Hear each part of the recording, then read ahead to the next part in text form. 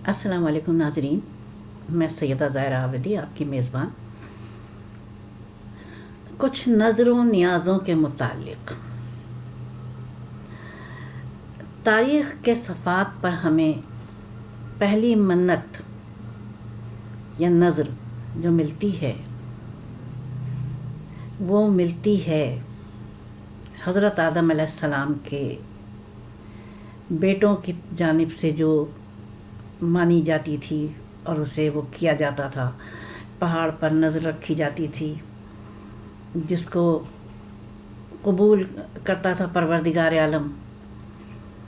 اس کا کوئی پیمانہ مقرر تھا، کوئی فارمولہ رکھا تھا اللہ تعالیٰ نے کہ آگ آتی تھی اس کو کھا لیتی تھی۔ بہرحال چونکہ مجھے یہ تفصیل سے نہیں معلوم ہے، اس لیے میں اس پہ روشنی نہیں ڈالوں گی۔ لیکن دوسری منت حضرت بی بی مریم سلام اللہ علیہا کی ہے۔ جب ان کی والدہ نے منت مانی تھی کہ بیٹا ہوگا تو وہ وقف کریں گی خدمت پروردگار کے لیے، لیکن بیٹی ہوئی تو حضرت زکریا علیہ السلام کے پرورش میں دیا ان کو، اور انہوں نے ان کے لیے ایک حجرہ بنوایا تھا۔ اس حجرے تک وہ کھانے پینے کا سامان پہنچاتے تھے، اور اس حجرے کا راستہ جو تھا کوئی بھی نہیں تھا۔ حضرت زکریا علیہ السلام خود سے سیڑھی لگاتے تھے، اوپر پہنچاتے تھے سامان، اور پھر اسی طریقے سے واپس آتے تھے، اور پھر سیڑھی ہٹا لی جاتی تھی۔ لیکن جب وہ جاتے تھے اوپر تو دیکھتے تھے کہ بی بی مریم کے پاس کھانے پینے کا سامان رکھا ہوتا تھا، میوے، پھل فروٹ۔ تو جب حضرت زکریا علیہ السلام پوچھتے تھے کہ یہ کہاں سے آیا، تو بی بی مریم فرماتی تھی کہ یہ اللہ کے گھر سے آیا ہے۔ پھر ہم دیکھتے ہیں ایک منت جناب عبد المطلب کی۔ آب زمزم کا جو کنواں تھا وہ معدوم ہو گئی تھیں اس کی بنیادیں اور وہ پورا، اور حضرت عبد المطلب اپنے اکلوتے صاحبزادے کے ساتھ اس کو تلاش کرتے تھے، کھودتے تھے زمین روزانہ جا کے۔ ان کے محلے کا ایک شخص تھا جو ان کو طعنہ زنی کرتے ہوئے گزرتا تھا اور کہتا تھا، اے عبد المطلب، یہ تم اپنے اکلوتے بیٹے کے ساتھ نہیں کر سکتے ہو، آب زمزم کا کنواں تمہیں نہیں مل سکتا ہے۔ یعنی زور کس چیز پر ہوتا تھا؟ اس شخص کا اکلوتے بیٹے کا، کیونکہ اس شخص کے بہت سارے بیٹے تھے۔ ایک دن حضرت عبد المطلب کو اتنا غصہ آیا اس کی بات پر کہ آپ نے کہا کہ اللہ مجھے بہت سارے بیٹے دے دے، کثرت سے بیٹے دے، تو پھر میں ایک بیٹا قربان کروں گا تیری راہ میں۔ اللہ تو اللہ ہے، اللہ نے سن لی اور بہت سارے بیٹے دے دیے۔ بیٹے جوان ہو گئے، منت بھول گئے۔ ایک رات بشارت ہوئی کہ منت مانی تھی۔ اب آنکھ کھلی تو بڑے پریشان ہوئے کہ کیا منت مانی تھی۔ چنانچہ کاہنہ کو بھیجا قریب کی بستی میں، کاہنہ کو بھیج کر معلوم کروایا کہ کیا منت مانی تھی۔ کاہنہ نے کہا کہ جب سونے لگنا تو ایک اونٹ کا صدقہ کر کے سونا تو خواب آئے گا کہ کون سی منت مانی تھی۔ اونٹ صدقہ کیا، پھر بھی نہیں پتہ چلا کہ کیا منت مانی تھی۔ پھر کاہنہ سے کہلوایا۔ قاصد نے آ کے کہا، کاہنہ کہہ رہی ہے ایک رات اور صدقہ کرو، اگر آج کی رات بھی نہ پتہ چلے تو پھر 3 راتیں ہوگا صدقہ۔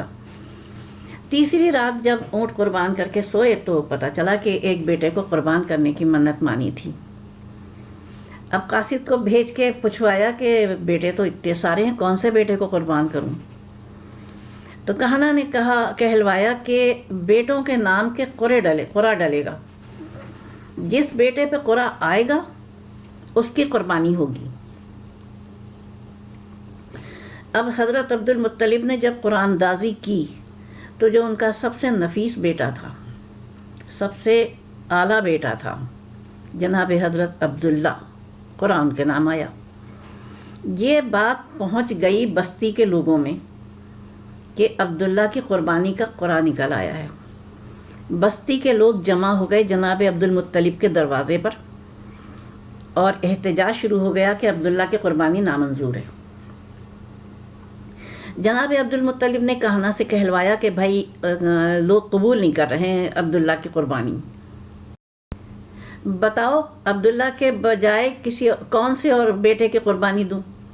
کہنا نے کہلوایا کہ کسی اور کی قربانی نہیں دی جا سکتی ہے، صرف عبداللہ کی قربانی ہوگی، اور اگر عبداللہ کی قربانی نہیں ہونی ہے تو پھر ان کے نام کا قرعہ اونٹ کے ساتھ ڈالا جائے گا۔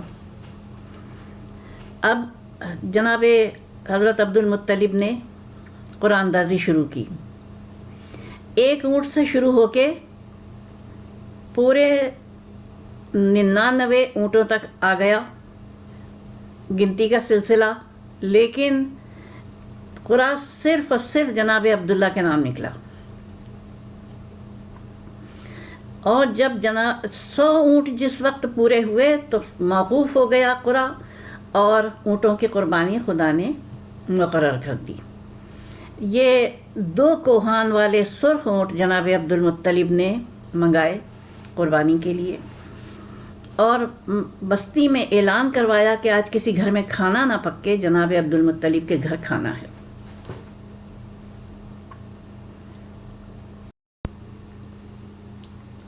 اور اس طرح سے آپ کی قربانی موقوف ہو گئی، اور اس کے بعد آپ کی شادی کا وقت آیا تو بی بی آمنہ کو دلہن بنا کے لایا گیا۔ ابھی شادی کو کچھ ہی عرصہ ہوا تھا کہ جناب عبداللہ کا شام کی جانب سفر آ گیا تجارت کا۔ یہ تجارت ایسی ہوتی تھی کہ یہ 1,000 اونٹوں پہ سفر کرتے تھے۔ اس کا قرآن مجید میں بھی ذکر ہے کہ ہم نے تم کو مانوس کر دیا اور تمہارے لیے آسان کر دیا یہ راستہ تجارت کا، کیونکہ ڈاکو وغیرہ لوٹ لیتے تھے، تو یہ جو قبیلہ تھا ہمارے نبی کریم کا، یہ اتنا محترم تھا کہ ان کو نہیں ٹچ کرتے تھے وہ لوگ۔ بہرحال جناب عبداللہ چلے گئے، تشریف لے گئے سامان تجارت لے کر، واپس آئے، قافلہ واپس آیا۔ یہ قافلہ کچھ مہینوں کے بعد آتا تھا، اور اس کا ایک طریقہ تھا کہ یہ وادی میں قیام کرتے تھے جو قافلے والے آتے تھے، پھر بستی کے لوگ خوشی خوشی جاتے تھے اپنے اپنے وارثین کو لینے کے لیے، اور خوشی خوشی گھر واپس آتے تھے۔ جب واپس آئے قافلے والے اور جناب عبداللہ واپس نہیں آئے، تو حضرت ابو طالب نے دریافت کیا جا کے کہ عبداللہ کہاں ہیں؟ تو قافلے والوں نے بتایا کہ وہ یثرب کے مقام پر بیمار ہو گئے تھے، ہم ان کو بیمار چھوڑ کے آئے ہیں۔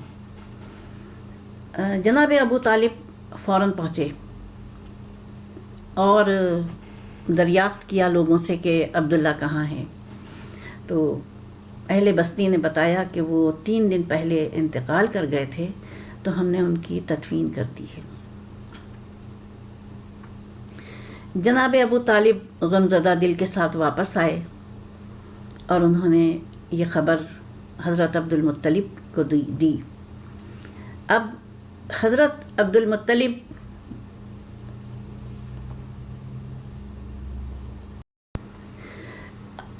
نے بی بی آمنہ کی ذمہ داری سنبھالی، کیونکہ آپ کو معلوم ہو گیا تھا کہ جناب عبداللہ کا وارث دنیا میں آنا ہے۔ ابھی یہ نہیں معلوم تھا کہ فرزند ہوگا کہ بیٹی ہوگی، لیکن یہ معلوم ہو گیا تھا کہ بی بی آمنہ اس وقت جناب عبداللہ کے بچے کی ماں بننے والی ہیں۔ اور پھر کچھ مہینوں کے بعد در یتیم دنیا میں تشریف لائے جناب رسول خدا صلی اللہ علیہ وآلہ وسلم، پروردگار عالم کے مبعوث کردہ آخری نبی صلی اللہ علیہ وآلہ وسلم۔ تو اونٹوں کا قصہ، نظر، یہ 100 اونٹوں کی قربانی، یہ آخری نبی صلی اللہ